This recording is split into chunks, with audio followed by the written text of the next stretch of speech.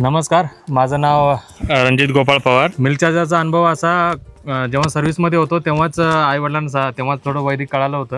आधी टाकलं, नंतर बंद केलं त्यांनी. मध्यंतरी जेव्हा मी रिटायर होऊन आलो तेव्हा खिल्लार गाय आपल्याकडं एक नंतर गिर घेतली. आता खिल्लार गायला लंपी झाला पावसाळ्यात. लगेच केमिकलची म्हणजे डॉक्टरांना फोन करून त्यांनी जी काही दवाई सांगितली ती घेऊन आलो. ती चालू केली ती पण. डोक्यात प्रकाश पडला, म्हणलं मिल्क चार्जरनं जर एवढे व्हिडिओ सरांचे बघितलेत वगैरे एवढं फरक पडतो, मग मिल्क चार्जर का एक मेडिसिन म्हणून वापरू नये तिथं. ते स्टॉप केलं, लगेच हे चालू केलं. तुम्हाला खोटं वाटेल, 7 दिवसात माझी गाय रिकवर झाली मिल्क चार्जरने. 7 दिवसात.